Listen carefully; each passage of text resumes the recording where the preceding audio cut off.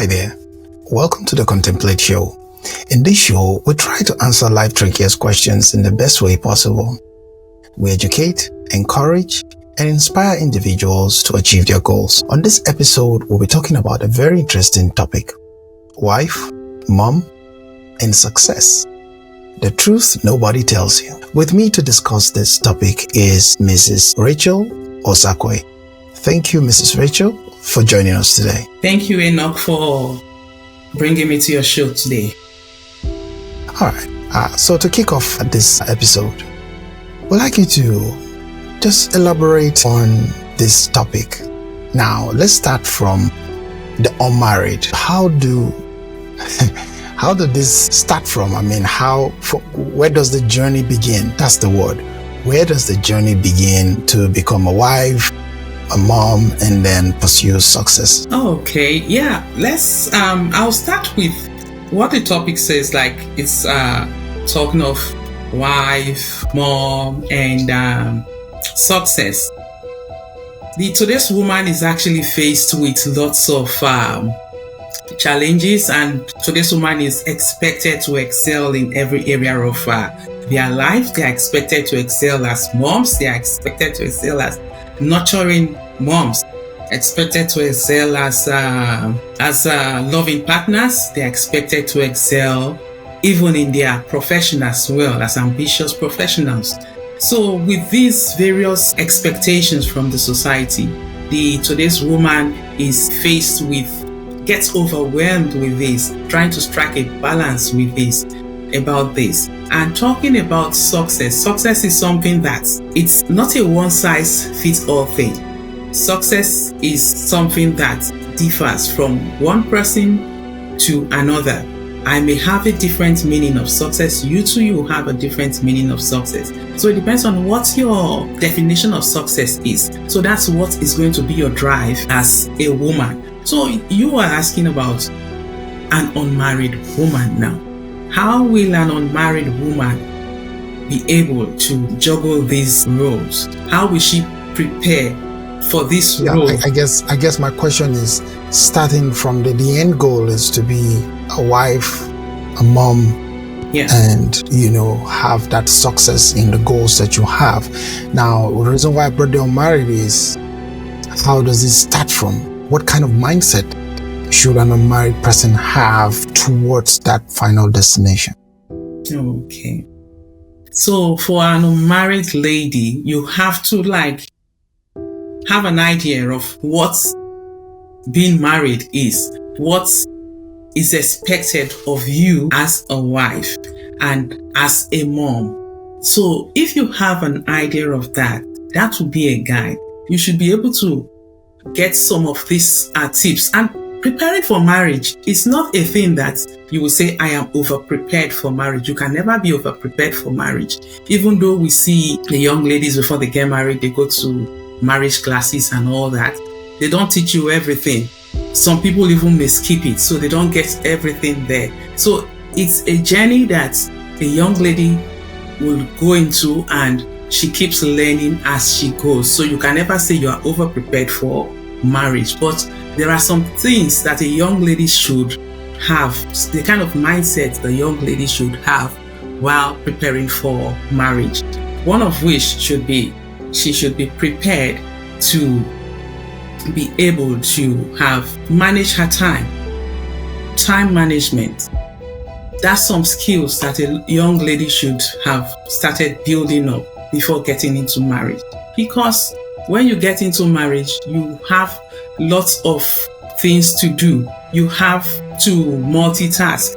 There's the demand of the husband, there's the demand of the children. So you have to fill in these roles there. You have to fill in the role as a mom, you have to fill in the role as a wife, you have to fill in the role as the working mom. So you have to be able to manage your time. And managing your time starts from you trying to get things done at the right time, trying to set your goals right.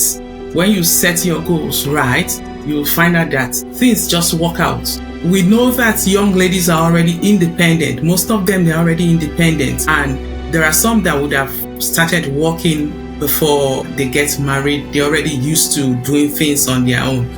Another mind, they should be able to learn that when they get married, this independence of theirs has to be something that they can still be able to be flexible with when they get into marriage. They shouldn't just be strong on their independence, that it's the way I used to do my thing, that's how I'm still going to do it when I get into marriage, because that's where the problem comes in. Because there are some young ladies that they have the mindset that this is who I am, I'm not going to change, and the man has to change because this is what I like to do. So they should have the mindset that when I get into marriage, I will be flexible.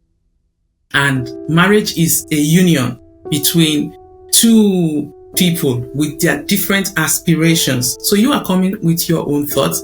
The man is coming with his own thought as well. So he has his own dreams. You have your own dreams. So where you strike the balance is for both of you to be able to be flexible. So a young lady getting into marriage should have the mindset that I will be flexible. I will not just pursue my independence and just be there and not think of changing things.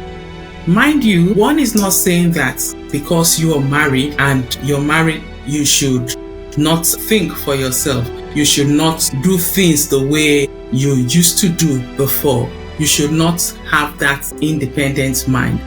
The thing is for you to strike a balance with your partner, because both of you are going to work together. So it's a matter of having an open conversation too. Communication matters for both of you to be able to communicate, and some things needs to be settled before you get married. Two of you need to settle some things on am I going to change the way I live my life because I'm getting married to you? I have some sporting activities I do. I have some holiday trips I used to go on. I have some games I used to like. Am I stopping my life because I'm getting married to you? So all those conversations need to come up as a young girl that wants to get married. You have those conversations with your partner. And if the person is someone that, from what the person is telling you, you are saying that this person is not aligning, you should know that that's not where you're going to. That's not something you're interested in. So I think as a young lady, time management is there. You learn how to manage your time because you're going to juggle through a lot of responsibility. You have to be flexible to change. You have to try and align your own independence with the man's goals as well. So two of you should align while in that relationship. So you have the mindset that you are not going to be strong on this, even though you are going to pursue your independence, while nurturing your independence, while nurturing your own individual growth as well. You should be able to put the man in the picture. So be ready for all those flexibility. Yeah. Fantastic. I like your insight in terms of you're talking about the time management, preparing, and there's something you said initially, which was at the beginning of your answer, which was spending time to prepare for the marriage, not the wedding, and because you have to try and simulate what that kind of life will demand and what it would take from you. So I like that you touched on that and a few other things. Now, moving right along, I have a question. Okay. How can this independent woman having her goal, independent lady having her goal, she's now married, what does that look like? Okay. Now the independent woman having her goals, she's now married to a man that has his own goal as well, his own aspiration, his own dreams, and she's now married, children are coming in, and how is she able to pursue her dreams? How is she going to manage being a wife, being a mother, and pursue her dreams? So how does she do that? Most times women get overwhelmed with the various the challenges that comes that they need to excel in all these areas. But something that I think can help a young lady in marriage, navigating this process, is for the young lady to have some strategies, which includes redefining what success is. What's success to you? What's success to you regarding achieving your dreams? You have gotten married now. Marriage on its own, being a wife on its own, is a very demanding, and I think it's the most transforming role in life. Yeah. When I say transforming, it transforms you 360. Yeah. You are a woman, you're a young lady, you just got married. Biologically, you know how you look. You were a slim lady, everything perfect and all that. Then you start getting children. You see that biologically you change. You look at yourself in the mirror, that's not how you used to be before. But marriage is something that, being a wife, it transforms you. Transformation biologically is there, then transformation into things that you never used to do before. Children start coming in. Your child is unsettled. You need to settle that child. You see yourself developing skills. You start singing. You were not a musician before, but you start seeing yourself singing songs that you never have sang before. So you become a singer. So you see that this role, it's really demanding. It's transforming. It's a role that you need to be emotionally ready for. So as a wife, you have in this role that we have described to have all this now. You are in this role that is demanding, is transforming, needs you to be emotionally present for the children, even for your partner. How are you going to achieve your goals, your aspirations, your dreams? How are you going to blend all this? Some people get overwhelmed. They are not able to pursue it anymore. Some are faced with guilt because they feel like, how am I doing this? I'm not doing enough. So there are strategies that could come in. One of such strategies could be, like I said before, could be redefining what success is. Success to some people could be getting to the peak of their career. I want to be the manager in my company. I want to be the director of my company. That's what success means to that person. Success to another person would be, I just want to be a mother to my children, a happily married woman. That would be success to that person. So what is success to you? How do you define success? Do you just want to be happy in your marriage? Will that be success to you? If that's success to you, if you have defined that as your own success, you see that you find contentment, you find less guilt, and it will help you to be able to balance your role as a wife, as a mom, and you are still able to happily pursue your dreams. Yeah. There are still other strategies. I don't know if you want me to go ahead and Wow. Fantastic. It looks like while we were speaking, I was just thinking that you're talking about a lot of equipments that women need to have. And I'm asking myself, what about happy wife, happy home? If the woman is doing a lot of heavy lifting. If the woman is doing a lot of heavy lifting, it looks like the woman is coming fully equipped, adapting, adjusting to the dynamics of things. So I just wanted to ask a question, because they say happy wife, happy home. What is the role of the husband in being able to support the woman with the term happy wife, happy home? Oh, I see. Yeah. So when you're talking of happy wife, happy home, there's a saying that says if you want an angel for a wife, you have to create a heaven for her to live in. So when you talk of a happy wife, happy home, what's the role of the man? The man has to be there to support as well. So for a woman that needs to excel in both aspects of her life, she wants to excel in her job, have a balance, the support of external members like the husband as well needs to be there. And how does the husband help in this aspect. There are so many ways the husband can support her, supporting her with her achieving her dreams.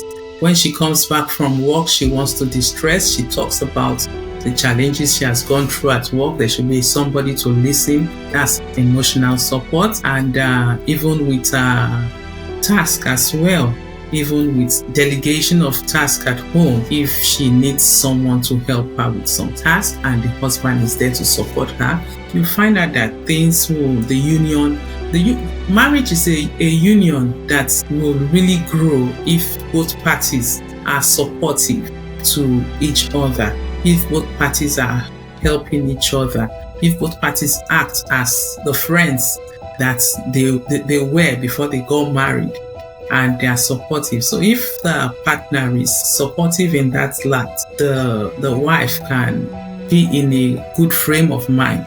She'll be emotionally stable. If you are not emotionally fulfilled, there's no way you can be productive. If your cup is empty, there's no way you can pour out for somebody. So the wife needs to be emotionally fulfilled, and she can get emotional fulfillment if she's been supported by her partner, and that can help her be ready to pour out. That can help her be ready to really be there for the family and excel in her job as well. Because if she's not emotionally fulfilled, how can she really be ready to be productive at work and even productive as a wife? So I think that's something that the husband can do to support. Because you talked about planning at the very beginning. Yeah. So are you saying that you really need to plan for instances where you won't be there? And how much is too much? Sometimes some people pursue their goals and it's like nothing exists. What would be your advice to mothers who are in that position and they just want to go all in, nothing else exists, it's just their goal, they want to be successful, they want to get to the top of their whatever, and ignore that? What do you have to tell such people? Yeah, like I said, what's your definition of success? So for such mothers, I would say redefining what success means to them is something they should start thinking about. Because is success going to be something that would deprive you of being there for your children? You see people running after money, taking shift after shift. You don't have enough time to even spend the money that you have gone out for. You don't have enough time to be there for family. You don't have enough time to be there for yourself. So what's this success all about? What's that all about? So I think for such mothers, they should redefine what success actually means to them and see that it's actually important for your dreams, your career to thrive in as much as your family also is striving to. So no one should be left behind. You can do both. It's possible to have both thriving, just when you are able to define what success means to you. It's not good enough for you to just pursue one and leave the other. Society has made us to think that the more money you get, the more successful you get, and that makes people just pursue money. And so you are defining your success with what the society has termed success to be, not thinking of what it actually means to you. And that's why you pursue money, you keep going after shift, because your definition of success is what the society has for you. Like, it's not everyone that should be millionaires. Everyone shouldn't be millionaires, because you may not even have the need for those millions. So what if you get just enough that is able to care for you, care for your family, satisfy all your needs? I think the true meaning of success should be the legacy that you're able to leave behind. What legacy are you leaving behind for your children? So for such mom, I'll just say the advice is to redefine what success is. Don't look at what people say success is. Think self-reflect on what success actually means to you. And I think that will be something that can help such moms. Yeah. All right. That's a great insight. We'll take a little break and we'll come back on the Contemplate Show. Don't go away. Thank you.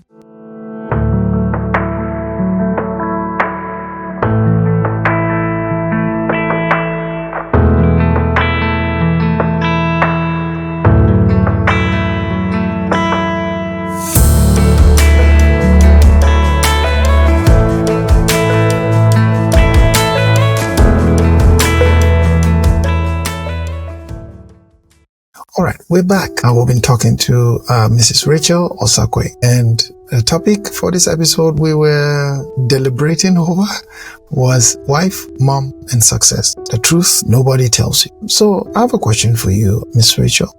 Mothers who feel they are not good enough whilst they're having their goals they want to achieve, what do you have to say to them? I would say for those mothers that feel that way, it's actually the feeling of guilt, which is an inner narrative that makes them feel they are not good enough, that makes them feel they are selfish. That's what brings in that feeling of not being good enough. But the practice of self-compassion can help in this space. When we say self-compassion, we are talking about being emotionally fulfilled. If you are not emotionally fulfilled, forgiving yourself.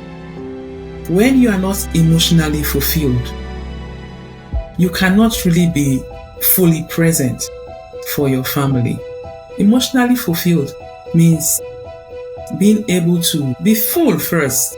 Have something in your cup. If your cup is empty, there's no way you can pour out for others. You can't give out what you don't have. So, self-compassion, the practice of self-compassion involves forgiving yourself.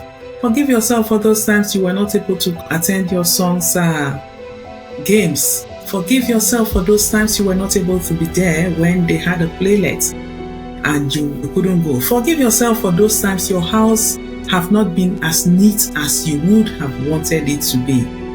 Forgive yourself for those times that probably you needed to prepare meal for the family and you are not preparing the meal like you used to prepare your meal. You didn't give it the kind of touch you ought to have given it, and you're feeling guilty, like, I think I'm not being present for my family.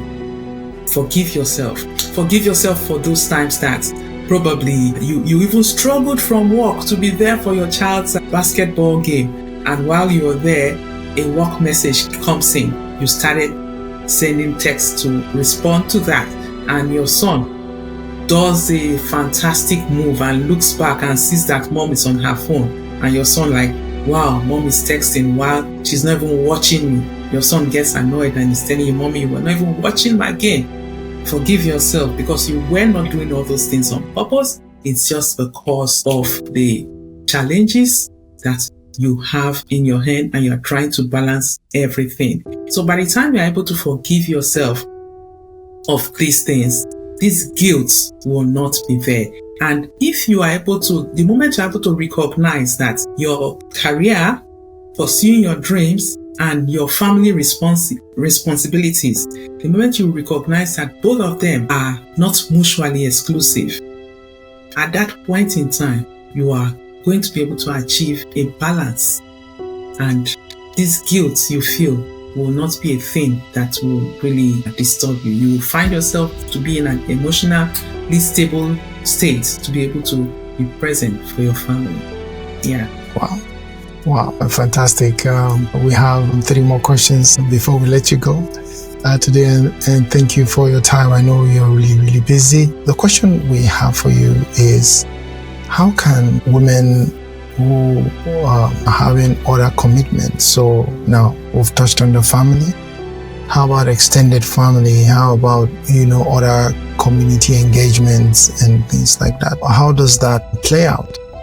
Again, knowing fully well that they need to hold their goals in mind. And can you touch on that a bit? Yeah, having other community members that you're still related to and all that you still need to put in the perspective while pursuing your dreams. It's important that you carry them along because they are all stakeholders in this. You need to have the support of these other people as well. Extended family, friends, you need their support for you to be able to function fully as a working mom. And one thing I say is, a woman that has started having children, you have to be able to be friendly with everyone. You have to smile, learn to smile at your neighbors because you have children. You never know when you will need the support of these people to help you in one way. And you leverage on the support from community members, leverage on the support of friends, even of your children's friends. There are times that you would need them and probably you were not able to take your children for sports, or you could even have a group where someone is the one responsible for bringing the kids back from school or back from sports or to sports when another person is working. So you could leverage on the help of members of your community as well. Those could be your friends, those could be your extended family members, those could be the parents of other children. Try and be friendly to your the parents of your children. You can't just be a loner. No man is an island. You need people around you, especially when you have children. So for mothers, I would advise that you befriend members of your community and even try and belong. Try and show your face when you go to school meetings, you go to their games.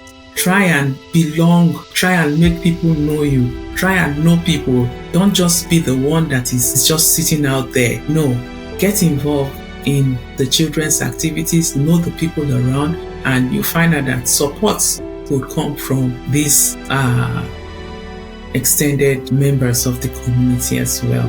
Yeah. Wow, fantastic. What I'm hearing is that you don't need to isolate yourself and put yourself and, just keep carrying all the weight. You can leverage on friendship and just for advice as well, and an assistance in areas where you are lacking. And that's where the time management and planning, all of those things you mentioned, we use as a tool to really mix up that pudding, if you like. And it's like you're making a recipe and what assistance can I get from the extended family? What assistance can I get from here? But you really need to, like you said, have that goal before you start knowing what you can leverage on in terms of relatives, extended family, and even the community. Second to the last question I'd like to ask is, how does this mother handle pressure? So you have your plan, you have your goal, you have all the assistance, you've done all of these things, but then there is pressure, unforeseen circumstances. How do you deal with those? Yeah, I think for mothers to be able to handle pressure, one thing that can be helpful is for them to have emotional intelligence, to be able to regulate their emotions. And regulating your emotions could involve not allowing your emotions to have a toll on you, to control you. Be able to know when it's time for you to take a break. And simple exercises like breathing exercises can help as well.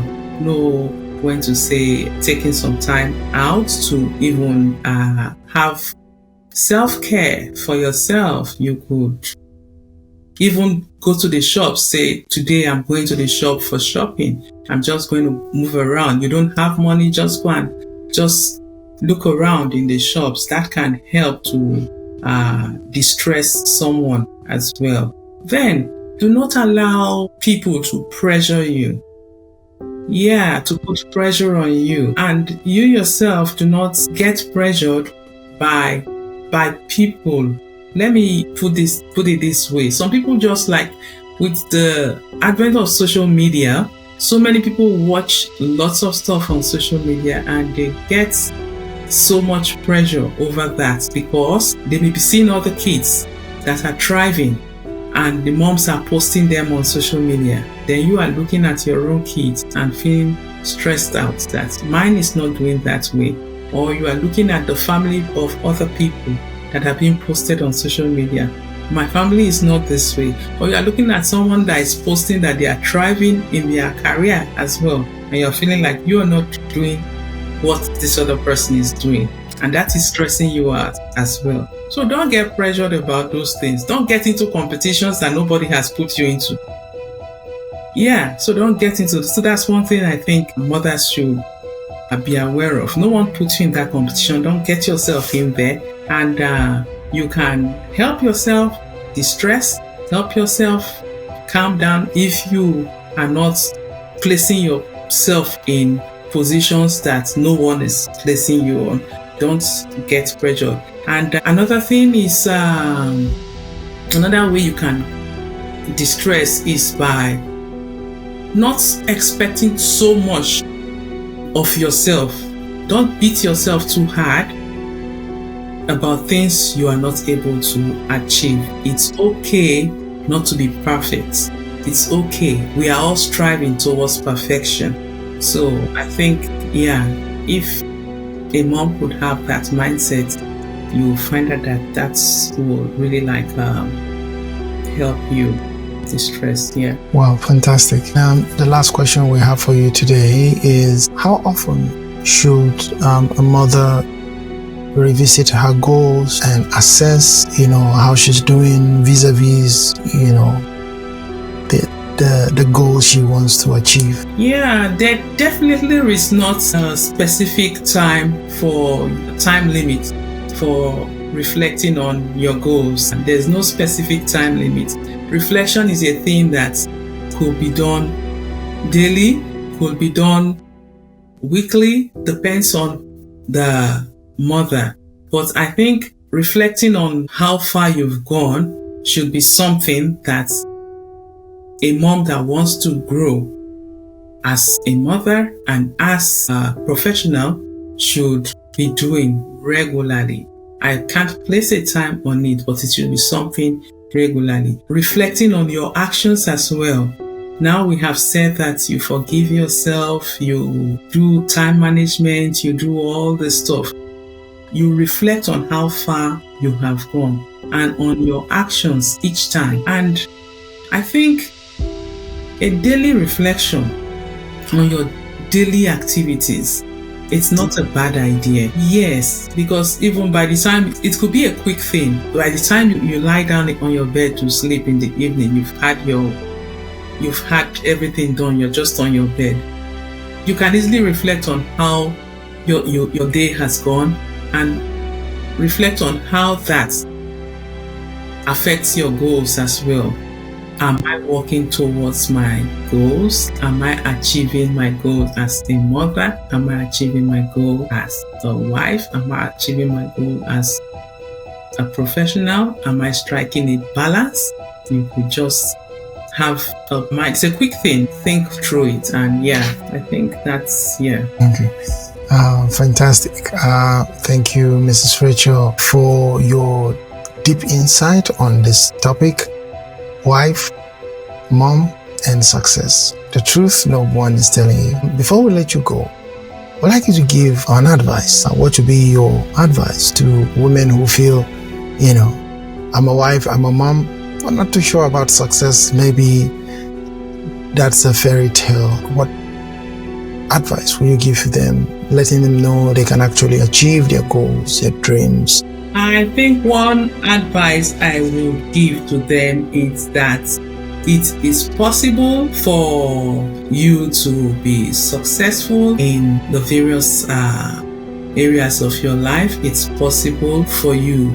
It's just for you to be able to redefine what success means to you. And when you redefine what success means to you, you are able to self-reflect. You are able to forgive yourself of the things you are not able to do. Find out that you have your own meaning of success. You have your own definition of success. And by the time you have your own definition of success, when you achieve that, you see that you have that inner peace within yourself, that you have achieved your goal. So it's easy for mothers to be able to redefine what success is to them and go ahead and pursue their goals. Above all, I will say, with all these strategies, time management and everything, if you don't put God in the picture, I don't think that will thrive as well. So we need God to help us with all our strategies, and I think that will help you have a balanced marriage, be a balanced mother, and a professional as well. Thank you. Fantastic. Do you have any recommendations, any books you want people, to read, or any final words? Okay, balancing the pursuit of personal dreams with family responsibilities is undoubtedly challenging, but it is not impossible. The only impossible journey in life is the one you have not started. Ultimately, prioritizing both your personal growth and family needs creates harmonious balance where both your dreams and your loved ones thrive. As long as your actions are driven by love, purpose, and commitment to both, guilt will have no place in your journey. And finally, I will say, do not rush out of the seasons of your life. We as women, we have various seasons of our lives. The season of childbearing, the season of where you are trying to get a job and all that. There are various seasons. I would say don't rush out of seasons of your life. The fact that you are in a particular season, you may not be in that season forever. And I think it's better for you to enjoy the season, get something out, learn something from whatever season of your life you're in. And the fact that you are in a particular season and you are content at that point in time, it doesn't mean that it's not mediocrity. Contentment is not mediocrity. You will be able to learn something from that season. Don't rush out. Some of us rush out of seasons and we are not able to learn anything from it. So that time you are pregnant, learn something from it. Don't take it pregnant. Some people talk about pregnancy. They say, this is my condition. Pregnancy is not a condition. It's a blessing. Experience it. You will not be pregnant for that child again. It's once you are pregnant for that child. So experience it. The period you are not having a job, you are seeking a job. Learn something from that season of your life. So I think we shouldn't rush out of seasons. Enjoy the various seasons of our life because they may not come again. Finally, the practice of self-compassion is a big one here. Self-compassion, like I said, forgive yourself each time you are not able to achieve things that you thought you should be achieving. And when you are able to forgive yourself, the guilt is not there. You find that you are emotionally fulfilled and you have enough to pour out. It's what you have that you can give out to people. Thank you. Thank you so much, Miss Rachael, for your deep wisdom and insight. You've happened to touch on a lot of things: preparation, adaptation, being able to have self-compassion, being able to work with other assistants available within the community, relatives, friends. You've also talked about holding your goals. You've also talked about keeping your goals in mind and being able to balance your ambition or your vision with family, not being selfish, which is really good. We've come to the end of this episode, and please don't forget to like, comment, and subscribe. And if you have a topic you want us to treat, please put it in the comment section. And I'm your host, EnochOgie, and bye for now.